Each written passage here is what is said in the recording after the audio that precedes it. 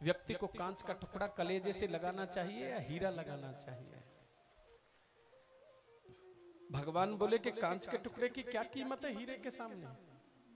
जब हीरा मिल जाए तो कांच के टुकड़े को तो नजर उठा के भी नहीं देखना चाहिए, उसका कोई वजूद ही नहीं। तो बोले कि हे नाथ, आप हीरा हो और जिस संसार को हमने छोड़ा है वो कांच का टुकड़ा है, क्या उस कांच के टुकड़े के पास हम पुनः वापस चले जाएं? भगवान बोले कैसे कहूं तुमसे। पुनः दूसरी गोपी कहने लगी कि हे माधव, तुम जैसे कहोगे हम वैसे करेंगी, लेकिन बस एक बात बता दो। एक पतिव्रता ब्राह्मणी थी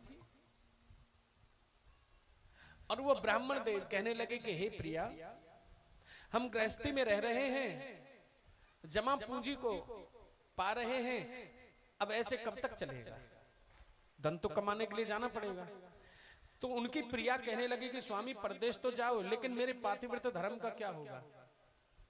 मुझे क्या पता आपने प्रसाद पाया या नहीं पाया, आपको कहीं विश्राम करने की जगह मिली या नहीं मिली। और पतिव्रता का परम कर्तव्य है कि जब तक पति प्रसाद न पाले तब तक पतिव्रता को प्रसाद नहीं पाना चाहिए। और पतिव्रता का परम कर्तव्य है जब तक सब शयन न कर जाएं तब तक उसे सोना नहीं चाहिए। सबसे पहले जागना होता है, सबसे पीछे सोना होता है। सबको पहले खिलाना होता है और सबके बाद में खाना होता है। क्यों? क्योंकि तू अन्नपूर्णा का अवतार है, क्योंकि तू अन्नपूर्णा है। जब सब पूर्ण हो जाए सबके बाद में तुझे पाना चाहिए, और जो अन्नपूर्णा ही पहले खाए ले। आजकल के ऐसी अन्नपूर्णाएं इधर भोजन बना रही हैं और इधर सब्जी और महाराज रोटी खा रहे हैं। एक होता सुलक्षण, दूसरा होता कुलक्षण। लक्ष्मी किसे कहते हैं? जो महाराज पूरे अपने परिवार को एकदम अच्छे ढंग से अपने परिवार का भरण पोषण और अपने परिवार को संभाल करके चले, वो लक्ष्मी है। अच्छा देखिए महाराज, दूसरा क्या है? दूसरा है कुलक्षण। कुलक्षण क्या है? अनेकों प्रकार से बताया है, जो हर समय कलह रखे परिवार में, और जो महाराज दोनों समय मिले झाड़ू लगाए और कूड़े को गेट के पीछे जमा करे, जो लगे हुए आटे को रात्रि को रख दे, सुबह उसकी रोटी बना के खिलाए, जो महाराज खुले हुए सर से भोजन बनाए, सर को ढक करके हमेशा तब प्रसाद बनाना चाहिए, कभी भी खुले सर से प्रसाद नहीं बनाना चाहिए। जो जूते चप्पल पहन करके रसोई में भगवान का प्रसाद बनाए, इसे कुलक्षण कहते हैं। विद्वान लोग कहते हैं कि जो पति से पहले खाए और जो सबसे पहले सोवे सबके बाद में जगे, उसे कुलक्षण कहते हैं। क्योंकि तू घर की लक्ष्मी है, और जब घर की लक्ष्मी ही सो रही है तो महाराज कल्याण कैसे होगा? घर की लक्ष्मी जब जागेगी नहीं तो घर तरक्की कहां से करेगा?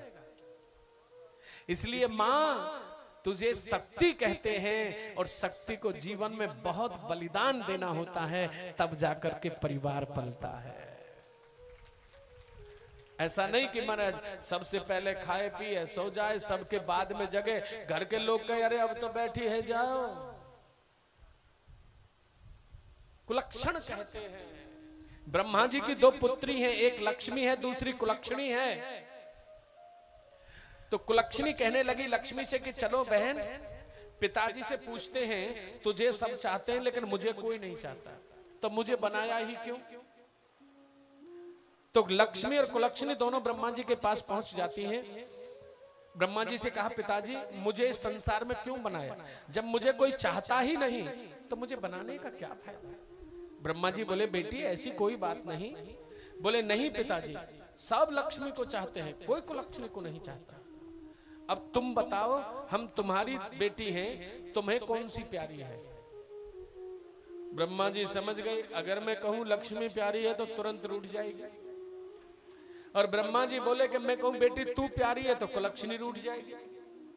बोले, बेटी चिंता ना करो, मेरी तो तुम दोनों बेटी हो, मुझे तो तुम दोनों प्रिय हो, लेकिन कुलक्षणी कहां मानने वाली है? बोली, नहीं नहीं पिताजी, निर्णय करके दो, मैं प्रिय हूं या ये लक्ष्मी प्रिय है। ब्रह्मा जी विचार करने लगे कैसे संतुष्ट करूं।